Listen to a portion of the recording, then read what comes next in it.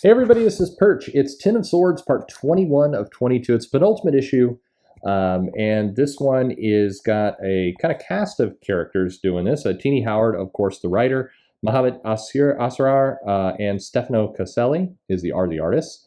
Kind of a combo team. Those styles don't necessarily gel, but that's fine. We're in here. And where we last left this comic is over on Krakoa. They made a decision for Cyclops and Jean to come over and rescue their son, maybe with some other people. It's a little unclear who else joined him in that fight. And then in Otherworld, Apocalypse was fighting his wife Genesis, who is overtaken by Annihilation. And just as Apocalypse basically won, Annihilation says, screw this noise. I'm gonna just kind of make some havoc go anyway. So that's what she does. We get a brief page here of the champions and who's fallen and who hasn't. It's nice. Editorial remembered that Death actually died a couple issues ago, so we get that updated. And so that's nice. This series, and by the way, for the next issue as well. Now, spoilers for the next comic. This kind of the champions of Krakoa and Araki are kind of whoever was in charge of quality control for this page is asleep at the wheel. At any rate, we come right into the Starlight Citadel, and chaos is going. Saturnyne's assistant there, the fish lady, basically is got a box of puzzle pieces, and she looks out the window, and it's the demons, the Amenith demons are like running amok, and we go right down to the battlefield outside. It's outside, and basically the demons of Amenith have invaded, and they are just going crazy. So they are. Our heroes, the small handful of people from Krakoa, are trying to fend them off, but they are hopelessly, like it's thousands to one.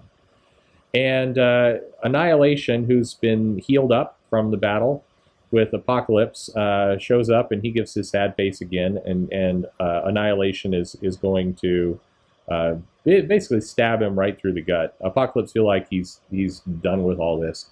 And he's saved by Storm, but the long and the short of it is that the situation is terrible. That the Araku warriors are tired of all this crap, and they're just going to go ahead and invade and go nuts anyway. So thus the tournament is a DQ. To use a wrestling, it's a DQ finish because the NWO has all run into the ring, and poor Sting is there all by himself. And so as things look super hopeless, we check in briefly on the champions of Araku, who by and large haven't had a lot to do. They did some various kind of silly tournament matches, but they haven't had a lot. So the in the midst of all this, the Araku warriors, the white sword of the Ivory Spires, like this is dumb. Fuck this shit, I'm out. And he basically takes his warriors, and he's like, we won the fight, we're done. Iska, the Unbeatables, calls him a coward, but he's like, no shade, doesn't bother me. But Bay, the Blood Moon, makes a decision that she is tired of all this foolishness, and basically cuts her way through to go rescue her husband, because that's what's on her mind. So, as this battle rages, Saturnyne is basically brought into the palace. They're covering her for the rain with shields, which is cute. She finds Shogo, Jubilee's son, baby, who's been turned into a dragon, and they head to the living room where she takes the puzzle pieces, and then she sits down on the floor to basically, do a puzzle. What is this puzzle? It looks like the pieces of Psylocke from earlier, like. They've gathered all them up. Hopefully they got all those pieces. You ever do that where you like have a puzzle, but you lose one of the pieces, and you get right to the end, and you're like, damn it, I can't, something right in the middle. That you're hoping something like that doesn't happen to old Saturnyne here. But while she's assembling a puzzle in the living room, the battle continues to rage. Bay grabs Doug and basically carts him off and says, I'm taking my husband and taking him to safety. They continue to bicker, Apocalypse and Captain Avalon. As Saturnyne is assembling this puzzle, you kind of get a sense of what she's up to. So basically, she's trying to reassemble Captain Britain in the Captain Britain she wants, which is basically, it's kind of a love spell. She's having some wine on the floor. She's looking at some tarot cards and some puzzle pieces. And it's like a, I won't make the comment, but at any rate, it's the fact that she's like, the whole world is coming to shit outside, and everything is bad, and she's got her glass of red wine, and she's doing a puzzle on the floor. Is I don't know. There's some meta commentary there about maybe the writer of this event. Anyway, as she's putting together this puzzle, which is a love spell to restore Brian Braddock to his quote unquote rightful place as Captain Britain, you can't help but notice that as she's putting it together, it's clearly not Brian, unless Brian has like nice feminine legs and it's clearly not. But anyway, she's putting this piece together and she's having a good time. The battle is hopelessly screwed outside, where the X-Men are surrounded by the forces of Amenith. But just as things look very dire, suddenly from the sky comes Jubilee, who's gathered up the priestesses of the green, a number of fairies, and they are basically the cavalry. However, the cavalry kind of sucks because it immediately is somewhat overwhelmed as well, and it's they're saying, go get my son. So the fairies head off to basically rescue the dragon, rescue their son. So they head off. We don't really see anything more from them. So their plan, their whole mission just kind of sucks. But at any rate, Jubilee starts making some firecrackers. Doug, meanwhile, has a conversation with his wife to say, hey, we got to get back there.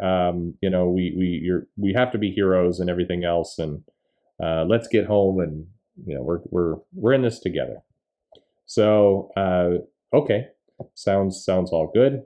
The fairies continue to kind of shoot arrows and things. Doug returns to the battle with Bay, and they get completely surrounded once again by Annihilation and her forces. They are saying, we're basically, not only are we going to feast on the ashes, we're going to go to Krakoa, we're going to burn it all down. Otherworld is going to get burned down. Krakoa is going to get burned down. Everything is going to get burned down, and this is over. And you're screwed. It's done. So things are at their worst. It's dire and in terrible shape. Meanwhile, we see that Saturnyne is completing her puzzle, and as she puts the last piece in, she is aghast to discover that the puzzle she put in place was Betsy Braddock. It was not Brian all along. Now, again, she put in the pieces of the purple hair, the breasts, the whole female. Why in the world this is a surprise to her right at the end? She's stunned to discover it's not Brian at all, but she has reassembled Betsy, an image of Betsy, and that has reawakened what looks like the Captain Britain Corps. But the Captain Britain Corps now looks a lot more like Betsy. Like the little monkey dude has purple hair. There's a bunch of other purple hair Captain Britain kind of Betsy clones. There's a guy with a big purple beard. So it's basically the Captain Britain Corps seems to have been reformed, but reformed in the image of Betsy. And then we get a little data sheet on a love spell and how it can go awry and everything else. And that's how our issue ends. Our issue ends with that stunning moment that Betsy Braddock is apparently maybe not dead, and the Captain Britain Corps have returned, and she is the true Captain Britain. It's not going back to Brian, and this is our cliffhanger.